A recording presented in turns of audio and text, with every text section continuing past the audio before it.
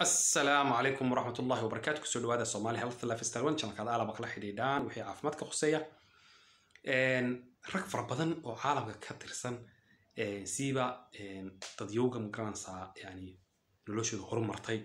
وحا أي كعوضان وح لو يقانو erectile dysfunction oo ah in uu ninku ku fashilmo sariirta way waqtiga maqranaysa cilaaqada qofka dumarka iyo ninka ka dhaxaysa ay dhacayso hadii ay dhici weydo sidii rasmiga ahayd loogu talagalay amaba xidii ay waqtigii loogu talagalay ka soo gaabnaato ama habkii loogu talagalay ay dhici weydo waxa loo yaqaanaa siiba marka xagga ragga laga eegiyo in loo yaqaano erectile dysfunction oo ah in xubinka ninku uu maqranaysa awoodi waayo inuu u kaco sidii saxda ahayd ee loogu talagalay waayahay waxyaabo fara badan baa hadaba keena arrinkaas magaranaysa maxay loo aaneeyaa laakiin bal aan isla yar eegno magaranaysa habka tashriiciga ama maxay sida maxay dabiiciyan uu sameeysan yahay organkan iyo waxyaabaha keeni kara in dhibaatada soo baxdo sida halka sawirkan inooga muuqata waxaan arkaynaa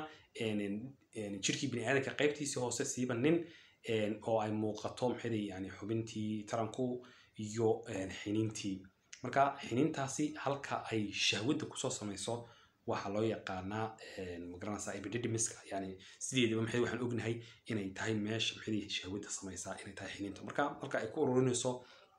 shahwada markay diyaariso waxa loo yaqaanaa epididymiskaas marka ay ku diyaariso ee la gaaro waqtigii hadaba ay dibadda uga bixi lahayd organkaas ama xubintaas waxa ay maraysaa halkaas loo yaqaano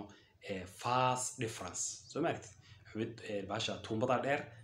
fast difference loo yaqaano ay maraysaa way tuumbadaasi waqtiga kaliya hadaba ay soo qaadi karto shahwada waxa weeye waqtiga hadaba ay dhacdo in uu jiro stimulation ama arin waxa loo yaqaano arin in yani maxay ay hadda u diyaartay shahwada dibadda u baxdo ama مثلا qofkaasi qofkii isqabeena dumarka ha u tago ama ba si kala maxay uga timaado harriyoodo ama gacan ha isticmaalo adigu waqtiga ay dibadda u baxayso halka ay soo marayso waxa loo yaqaanaa fast difference hadaba marka ragga hadaba wadamada horumaray ay isdhufaanayaan ilaa xageennii badan kama dhacdo arrintaas laakiin waqtiga ay isdhufaanayaan halka ay xiraan ama ay jaraan waxa weeye tuumbada dheer ee xiniinta ka soo qaadaysa shahwada ee soo marinaysa halkaas ilaa ay magaranaysa soo dhexgeliso magaranaysa ay buriyada ama mesela maxay yani xubinta taranka saa soo dhex mariso marka ay saa soo dhex ridina wada dibadda soo baxaysa shahwadu hadaba hadii tuumbadaas ay jaran tahay ama ba ay la xiro waxa dhacaysa in aanu ninkaas dhalin ma dhalayo haba yaraatee waayo hal tuumbo baan jirta halka tuumbo ayaa maxay soo qaadaysa oo keenaysa halka marka arrimo marayaan hadaba maxay waxaan u soo noqonaa mawduuciina ahaa sidee u dhici kartaa in nin maxay uu ku dhaco xanuunka loo yaqaano ED ama erectile dysfunction oo ah in uu ku fashilmo sariirta waxyaabo fara badan ayaa keeni kara in erectile dysfunction dhaco laakiin horta aan aragno sida uu u sameeysan yahay organkani marka gudaha laga eegiyo iyo waxa keeni kara inuu organkani si fiican u kici karo okay hadda waxaan ka aragnaa laba tuumbo waaweyn oo loo yaqaano corpus cavernosum yani hadii maxay xubintii saas oo kala tahay hadii maxay sida loo jaro oo dabeetana aad mesela saas oo kala u eegto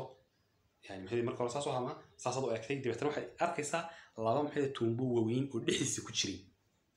labada tuumbo waaweyn waxa loo yaqaano corpus cavernosum waana tuumbooyinka mas'uulka ka ah in xubintani ay si fiican u kici karto waqtiga maxay uu jiro maxay arintu hadaba tuumbooyinka waxa gudihiisa ku jira yani maxay blood vessels ama xidido dhiigga soo qaada xididadaasi hadaba dhiig ay keeni karaan inta uu leeyahay ayaa maxay arinta ugu muhiimsan ee keeni karta in uu xubinkani kaco hadaba hadii qofka aanu dhiig fara badan halkaas aanu soo gaarin ama dhiigga soo gaara markaba dib uga noqonayo ma kacayo maxay xubinkiisu si fiican u kicimaayo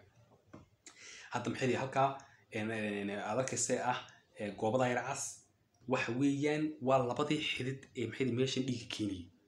hadaba hadii dhiig badan soo galo dhiigaasi uu in badan joogo macnaheedu waxa weeye erection ama mesela kicitaan aad adag oo in badan joogaya ayaa jiraya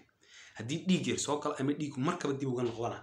waxa dhacaysa erection ama kicitaan aad u yar ama maxay daciifa dawooyinka haddaba maxay waxaan lagula tacaalo siiba waqtiga ma garanaysaa maxay la rabo in ninkani uu hawsha si fiican u geli karo waxa weeyaan dawada loo yaqaano sildenafil ama Viagra maxay sameynaysaa dawadaas dhiigga halka imanaya ayay ka ilaalinaysaa in dhiiggaasi dib u noqdo waayo hadii maxay organkii ma garanaysaa dhiig farbantu ka soo buuxsamo uu adkaado laakiin markaba dhiig dib uga noqonayo taa macnaheedu waxa weeye inaanu wixii sii xijinay laakiin dhiigga way xiraysaa marta in muddo مثلا 10 daqiiqo 20 daqiiqo 30 daqiiqo waxay u xiraysaa dibadna uu xijinaya ma garanaysaa erectionka ama kicitaanka uu xijinaya haddaba maxay waxyaabo badan oo keeni kara in uu qofku haddaba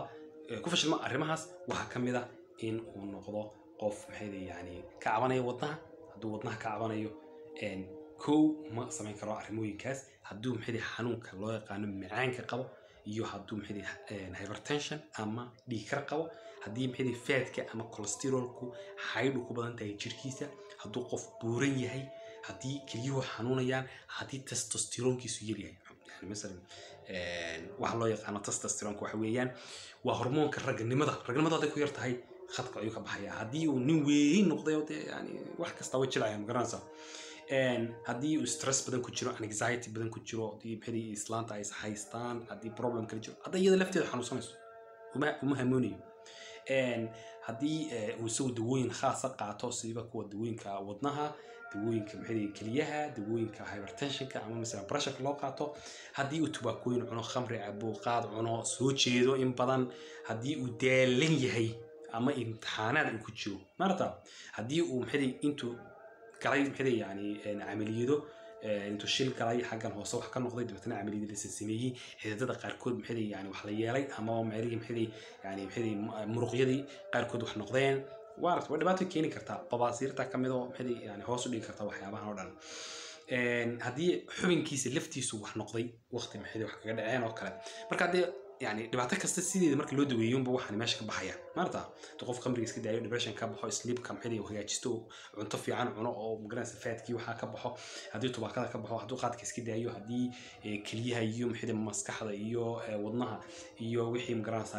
ku saabsan beerkiisa maxay dawooyinka uu qaadan lahaa hagaajiyo dawooyinku qaadanaya dhibaatada keenaya iska daayo hadii hormone imbalance jiro hormoonkiisu kala kacsan yahay loo hagaajiyo oo magaranaysa hormone loo dibadda ka qaato lagu mido waxa soo dhan maxay korbo soo keenayaan arrimaha loo yaqaano erectile dysfunction maanta intaas ku soo gabagabeynaa assalaamu calaykum waraxmatullaahi wabarakaatuh channelka like sar subscribe sar haddii aad maxay cusubtay weeyaan